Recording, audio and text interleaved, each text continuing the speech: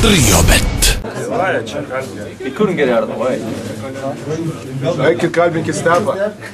Jisai parodė šiandien didelius kiaušinius. Jis krepšinio žais nemoka, bet turi didelius kiaušinius.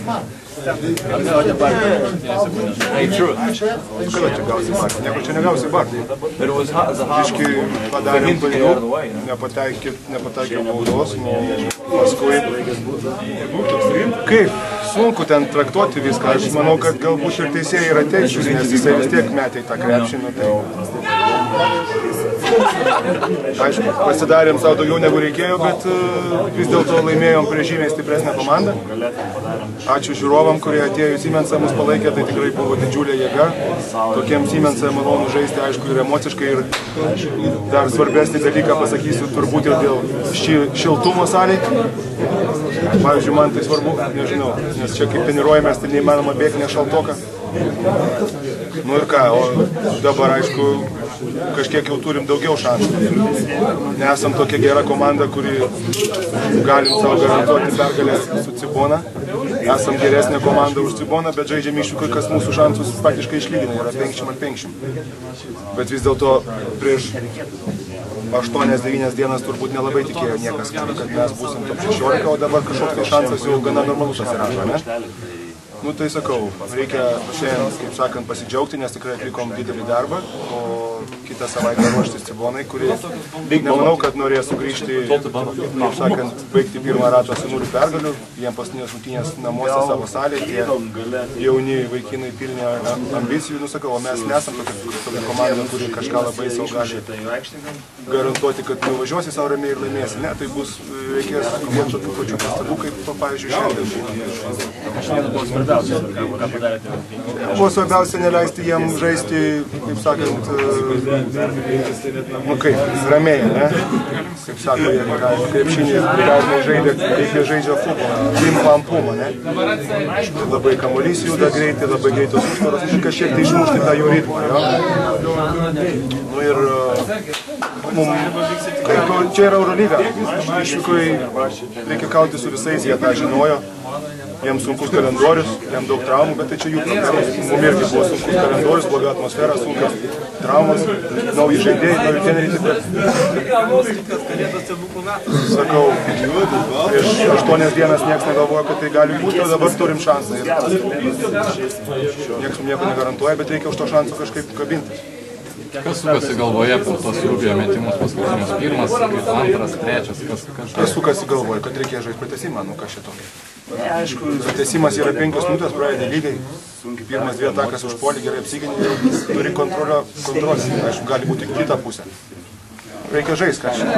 Dar įdomiau. Prie tokių žiūrovų, sakau, tokiam Siemensė žaisti yra tikrai kaifas didžiulis.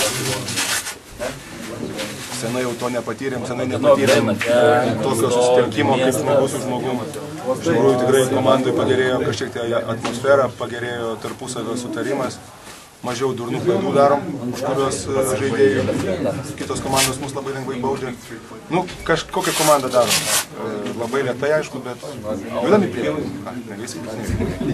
Rungtynių pabaigoje ten atsarginių suolas šoksinėjo, klupojat, ko tik nedarė. Tai turbūt ir aikštėje vyrė taip emocijos. Ar grįžo tos emocijos į komandą? Aikštėje visą laiką yra ramiau. Sakant, žaidėjai įsijautęs ten viską žiūri, ką dengti, kaip dengti, kada keistis, kada nesikeisti. Aikštėje yra viskas labai ramiau. Sunkiausia yra sėdėti turbūt treneriam, žaidėjam. Sunkiausia yra žiūrovam, nežinau. Jeigu alaus gerai įkalę, tai gal nelabai žinau. Ką žinau. Bet, sakau, tiem 10, kurie žaidžia aikštelėje, yra didžiausias kaifas atlikti tokį darbą prieš 10-15 tūkstančių žmonių.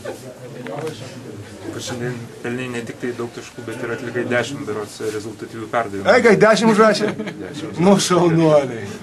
Nu, net nesitikėjau. Tai reiškia, kad Šaro forma gerėja? Nu, ką, ta forma iš tikrųjų, žinok, aš negaliu skūstis paskutinėm savaitėm, bet aš negaliu primest daug taškų ir daug perdavimų, jeigu mane iš kiekvieno pick and rollo dvigubina.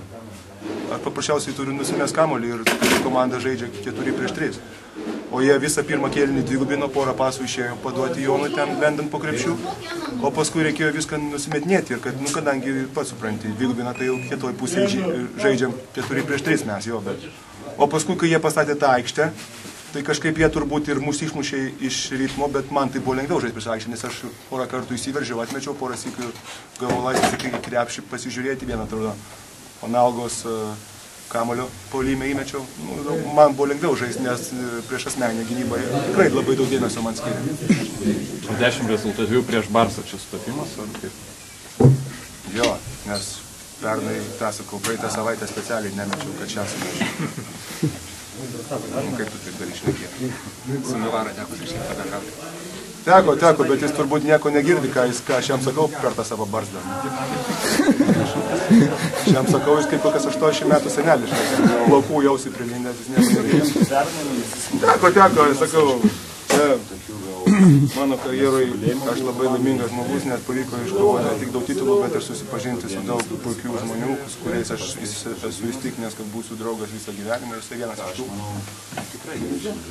Tokius dalykus pasimatyti ir visas Stefas likęs nuo mano laikų praktiškai įskyrus treneriui, tai man su jais pasimatyti didžiulis kaifas. Tik gaila, kad jie labai turtingi, tai gali sau leisti čarterius nusakinėti, o to parodyčiau šį vakarą naktinį vizį.